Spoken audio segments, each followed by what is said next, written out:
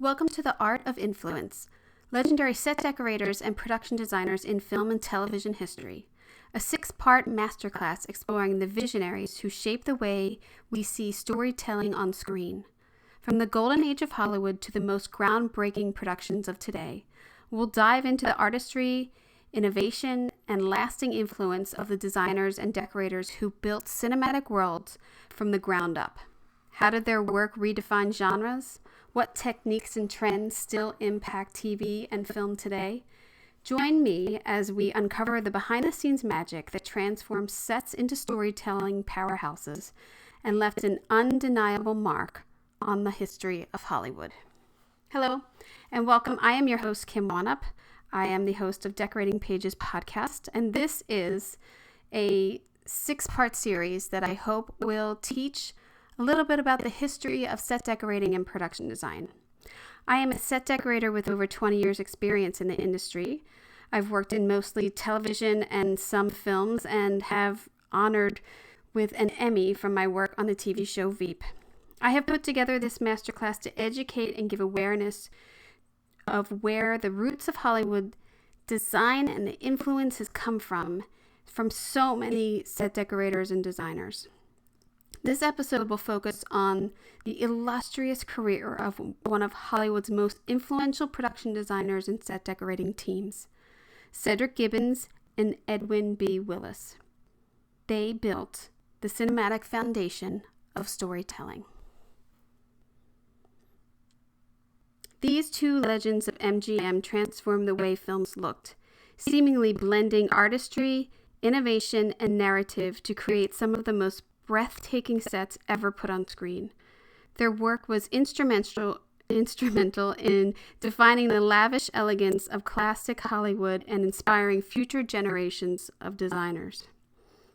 Over the masterclass course, I'll be diving into 15 of their most influential films, each a testament to their ability and craft the world that feel most immersive and unforgettable. From the whimsical technicolor of Wizard of Oz to the chilling shadow-lane streets of Gaslight, their design sensibility shaped genres and elevated the visual language of cinema. Whether it's from the grandeur of the Grand Hotel, the haunting gothic atmosphere of the picture of Dorian Gray, or the dazzling spectacle of An American in Paris, every film we explore showcases the transformative power of production design. So how did Gibbons and Willis create these legendary cinematic landscapes? What made their design choices so impactful? And how do they continue to influence film today? That's exactly what we're going to uncover in this masterclass. Whether you're a longtime admirer of classic Hollywood or discovering these films for the first time, prepare for a deep dive into the sets, the styles, and the stories behind some of the most visually stunning films ever made. So let's get started. Let's talk about Cedric Gibbons, the production designer. Austin Cedric Gibbons was born on March 23, 1893 in Dublin, Ireland.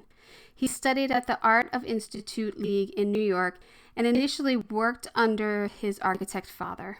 In 1915, Gibbons began his film career at the Edwin Studios, assisting art director Hugo Ballin. By 1918, he had moved to Goldwyn Pictures as an art director. When MGM was formed in 1924, Gibbons was appointed as the supervising art director, a position that he held for 32 years. During his tenure at MGM, he oversaw the art direction of nearly 1,500 films and directly contributed to over 150 of them. Notably, Gibbons was one of the original 36 founding members of the Academy of Motion Picture Arts and Sciences.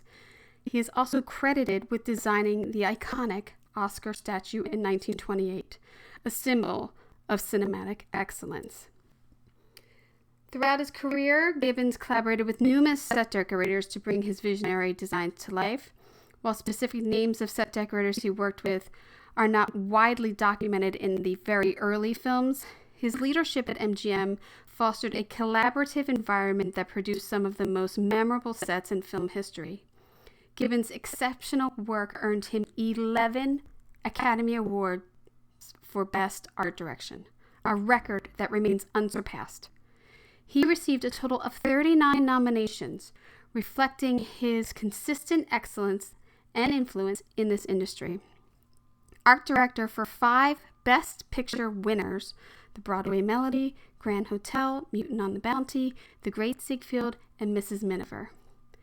The list of his awards for winning the art direction is The Bridge of San Luis Rey, The Merry Widow, Pride and Prejudice, Blooms of the Desert, Gaslight, The Yearling, Little Women, and American in Paris, The Bad and the Beautiful, Julius Caesar, and Somebody Up There Likes Me. They range from 1929 to 1956. That's how long he was in this business and producing such amazing work. Let's get into set decorator, Edwin B. Willis. Edwin was a legendary Hollywood set decorator born on January 28th, my birthday, 1893, in Decatur, Illinois. He studied architecture at the University of Pennsylvania before pursuing a career in scenic design. His early work in theater set design led him to Hollywood in the 1920s, where he found a niche in the rapidly growing film industry. Willis became known for his impeccable eye for detail, creating lavish and immersive environments that enhance storytelling on the silver screen. His expertise in architecture and design allowed him to seamlessly transition into the world of set decoration, where he quickly became a key figure at MGM Studios. One of Willis's most notable collaborations was with producer Cedric Gibbons, the renowned head of MGM's art department. Together, they played a pivotal role in defining the studio's signature, opulent visual style, working on numerous classical films throughout Hollywood's golden age. Willis's meticulous attention to period accuracy and aesthetic composition contributed to the grandeur of films like The Wizard of Oz, Meet Me in St. Louis, and American in Paris. His work was essential in bringing to life the richly detailed worlds of MGM's biggest productions. He's solidifying his reputation as one of the most influential set decorators of his time, I would say of all time. Willis dedicated his entire career to MGM, contributing to over 600 productions. That's crazy.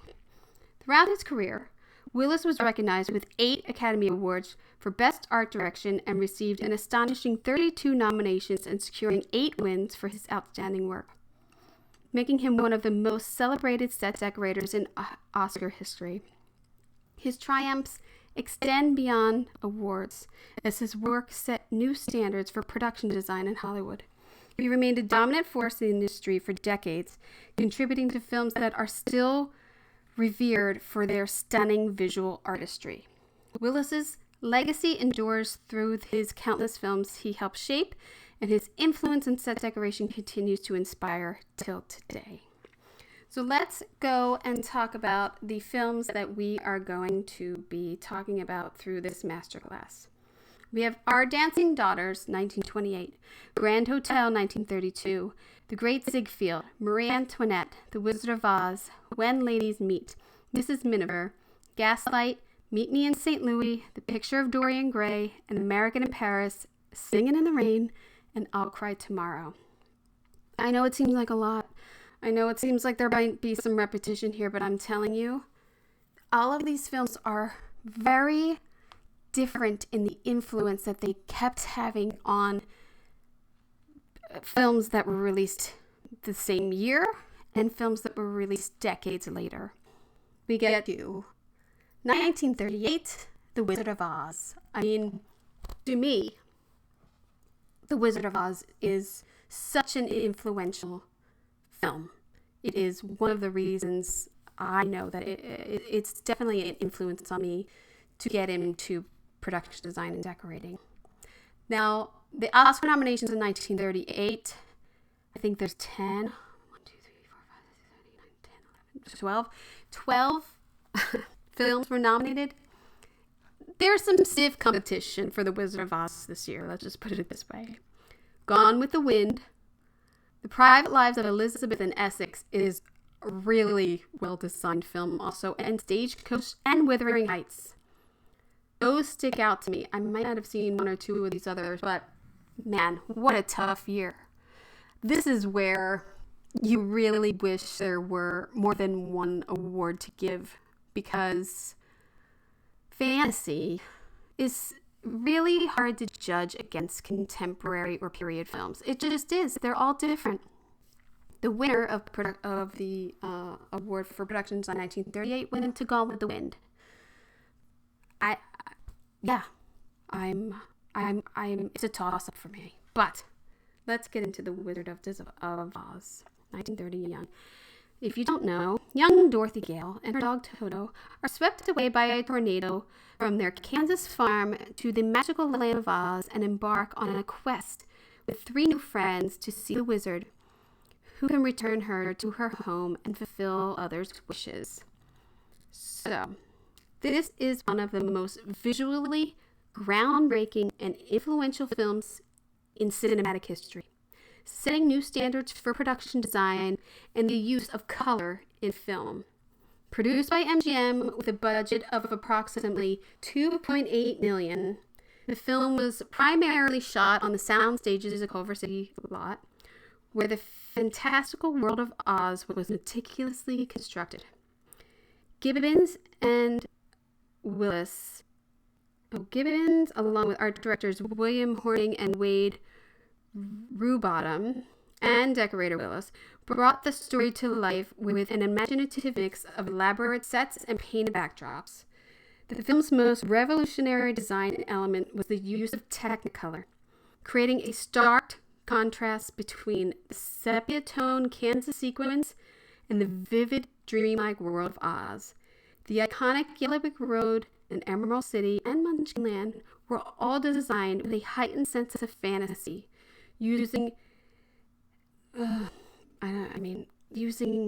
just ridiculous proportions, I would say, bold colors and whimsical architecture to immerse the audience in this magical world. I don't know how many times I've seen this movie. I think everyone has seen this movie, right? Beyond its visual splendor, The Wizard of Oz established a blueprint for fantasy filmmaking, including Willy Wonka and the Chocolate Factory, 1971, The Lord of the Rings trilogy, 2001 to 2003, the production design of Emerald City's Art Deco-inspired interiors, and the eerie, twisted landscapes of the Wicked Witch's castle demonstrated how sets could become integral in storytelling. Dorothy's farm and the house, when you watch this movie as a kid and you grow up watching it, you don't question that's a backing. Like when she's in Kansas and the clouds and everything, they're all backings. It's amazing. They're beautifully drawn, beautifully painted, these clouds. And then the different fences, and they're kind of busted down, showing that these people are not rich, they're farmers. And then their house with the lace curtains and the quilts, the homemade quilts, and Aunt Em sitting there, with their ball of, I was going to say twine. Old rocking chairs and old rugs used. And then the way that the twister was made and made you really believe that there's a tornado coming at this little girl. The wind is going. It's the first couple of minutes, 20 minutes of the film are amazing in itself, even though they're black and white. Then I think to me, when you see Dorothy open up that door to Munchkinland, and she's in black and white, and when she opens that door and sees the color, it takes your breath away. There is nothing like the design of this film taking your breath away the first time you see it. And maybe even, the next time you see it. It's gorgeous. It's inspiring. It is wonderful. It's a wonderful design of the imagination. Dorothy walking around in Munchkinland and the Yellow Brick Road, and you don't really know what the Yellow Brick Road is yet. I found that it really replicated Barbie in 2023, of how the sort of cul-de-sac of the of Munchkinland and the cul-de-sac where Barbie lives is a stark, very relatable set when you really look at it next to each other. How everything comes off of the circle. The iconic yellow brick road. I mean, I have no idea how many stalks of corn the decorator had to put it in there and everything. But the yellow brick road, how iconic these things have become in our world. And the space they allowed to be used in these sets to get these long walk and talks and dancing routines. Again, beautiful painted backdrops. The forest scenes when they go through and pick up the Tin Man and all the forest and the trees and creating this world with costumes. You know, we work so much with costumes and how they are going to play off of the set dressing and the production design of it. So I always think about, what are they wearing? Like, I got, this sofa, do they pop off of this? Or, her blue dress kind of is in contrast almost throughout the film of everything. And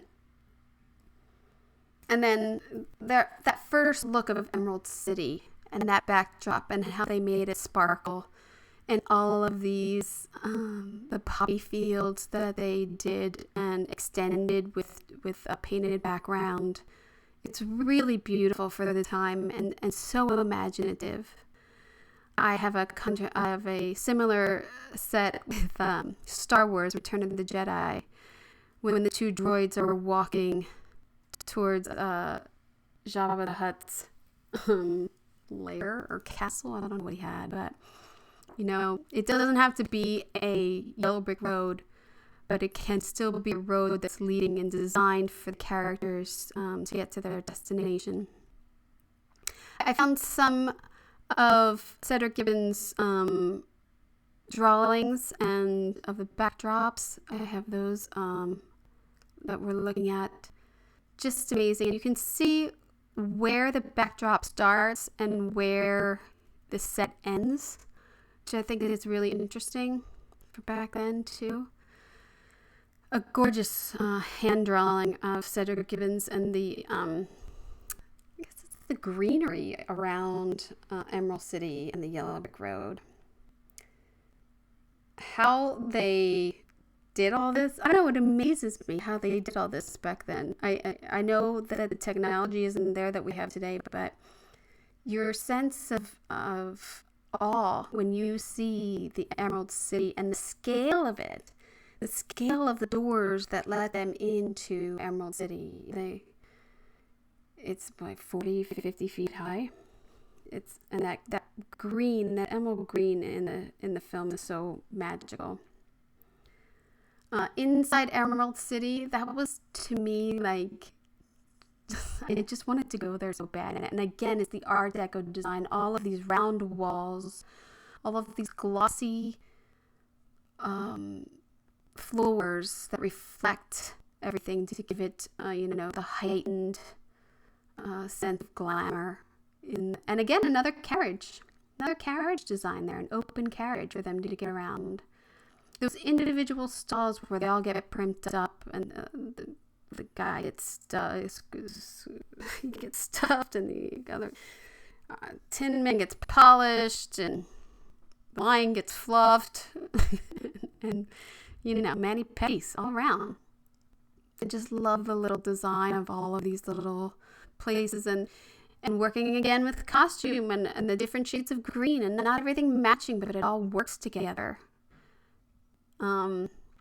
There is a set of them walking into the wizard's room, and it's a forced perspective hallway, which I think is really important because it's used both ways in this film. It's the same set, but it's used both ways when they're coming out and when they're going in to give you the perspective of this long, eerie hallway.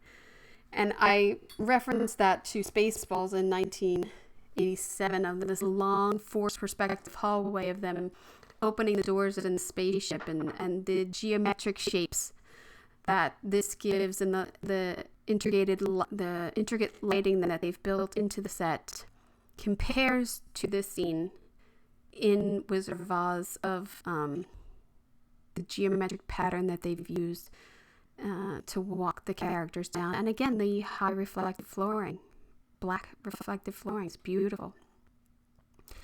The design of the wizard's lair is so scary when you're little. And those big crystal balls and that big giant head he has, and but it's a very simple Deco design. It's a repetitive amount of pattern in the room in an Art Deco design. It's really simple and really beautiful, but lit in green and dark greens and shadows. It's just, it gives the mood to this room so perfectly. One of the designs too, I just talked about, the costumes, and when the trees are throwing the apples and these really ugly trees on their way to the witch's castle. These are all design elements that you get to implement, and they're storytelling elements that you get to design that are viewed. What's also great about the sky when the monkeys are flying and everything, the purple skies that they had and the dark blue skies. The witch's castle, which I didn't really remember until watching this again and or looking at the photos of this, how vertical and round yet stumpy the design of it is. It's very anti Art Deco. It's very Transylvania dark. And then again, not a yellow brick road, but a dark road leading up to the castle. And sky painted backdrop, and this is the castle was obviously just painted, and then only certain elements were built, like when they're running through all the steps, and when she gets the water thrown on, spoiler, and her lair, and when the doors come down on them. There's big sets that they built. I can't even tell where the painted and the real starts on a picture with like the towers when they're running from little tower to tower. And it's just an incredible job that they did. Looking at the mechanics of the the man behind the curtain, and when you really look at what the wizard's dealing with back there, it's dressed for your imagination. There's a big sort of, not a clock, but it's a gauge of something. That microphone, I could pick that microphone out as a wizard's microphone at any time. He's just got some buttons, and he's putting in some cords and light bulbs, and it all looks very not put together in a sense, but works because you don't know what he's doing, and I don't know what he's doing. But that was designed, that was thought about, that was probably had a lot of meetings of what levers is he pulling, and almost like a telephone operator. He's got the lines that he's connecting, and the drapery, when they pull it back, Toto's pulling that drapery back.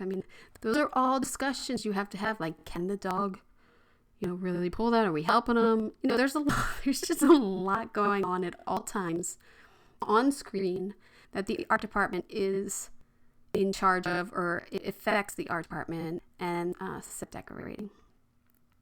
The big scene where, the balloon is going to take her back, and you see a wide of the set and all of the background actors and the painted backdrop of the rest of the city and State Fair Omaha. It's really and it's red. That it doesn't belong here. That choice to make the balloon a different color scheme that pops off of the Emerald City is just, perfect.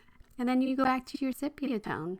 You go back to her in bed in her, printed wallpaper and the quilt on her bed and broken shutter on the window and the lace drapery, and it's just a different world. It's such a perfect movie. It really is. I don't know how it doesn't influence everyone in some way. Together, Gibson and Willis transformed L. Frank Baum's literary vision into a vibrant on-screen reality. The film's innovative use of Technicolor was groundbreaking, transitioning audiences from the sepia-tone Kansas to the dazzling, colorful land of Oz. Decades later, The Wizard of Oz continues to captivate audience, a testament to the visionary artistry of Gibbons and Willis. Their collaborative genius not only brought the land of Oz to life, but also set a benchmark for production design that inspires filmmakers today. Fun fact, the iconic ruby slippers were originally silver, as they were in the book, but were changed to red to take advantage of Technicolor. Isn't that crazy? They changed the whole thing because it's Technicolor. So Wizard of Oz, director Victor Fleming, 1939. Now, so as we wrap up this masterclass on the legendary production design and set decoration of classic Hollywood, it's clear that Cedric Gibbons and Edwin B. Willis didn't just create sets, they built the visual language of cinema. From the sweeping Art Deco elegance of Grand Hotel to the dark Gothic atmosphere of the picture of Dorian Gray, their influence continues to shape the way we experience film today. Their meticulous attention to detail, innovative uses of space, and the ability to translate a story's essence into breathtaking visuals have left an undeniable mark on film history. Looking at the 13 films that we've explored, you can see how their design choices set the standard for everything from lavish musicals like Singing in the Rain to psychological thrillers like Gaslight. These films weren't just about aesthetics, they used design to deepen the character development, enhance storytelling, and transport audiences into immersive worlds. Their works have inspired generations of filmmakers, from period dramas to modern blockbusters, proving that great production design never goes out of style. When designing for film and television, one of the most valuable tools at our disposal is film reference. Looking at what has worked before and understanding why it was successful. Set design isn't just about aesthetics, it's about storytelling, functionality, and how space interacts with cinematography, costumes, and performances. One of the greatest examples of a designer who set the standard for visual storytelling is Cedric Gibbons. Take The Women, 1939, for example. The film is famously for its all-female cast and Technicolor fashion show sequence, but it's also a masterclass in how set design complements costume and cinematography. Gibbons' clean, luxurious Art Deco interiors provide a perfect backdrop for Adrian's bold costume design. The gleaming surfaces and mirrored walls don't compete with the characters, but instead enhance their silhouettes, making them pop off screen. Lighting also played a huge role in design of Gibbons. Gibbons understood how high contrast lighting would interact with materials, glossy floors, relative materials, and geometric lines.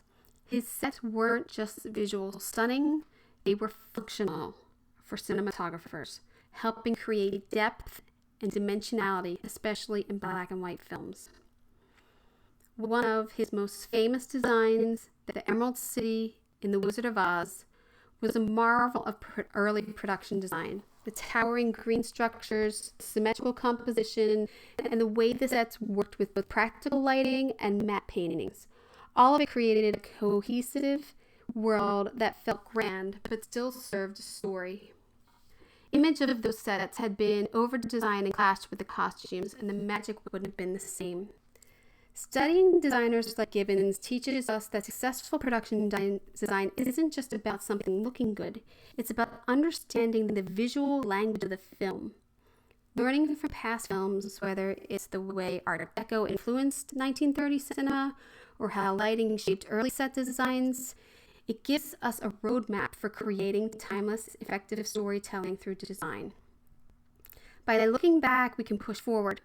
Whenever you're designing a period set piece, a futuristic world, or something grounded in realism, referencing film history can be the difference between a set that simply looks nice and one that is truly a work on screen.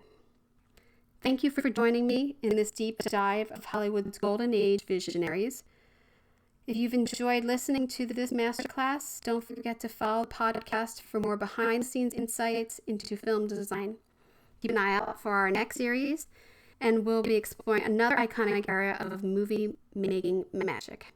Until then, keep watching, keep appreciating, and keep celebrating the art of cinematic design.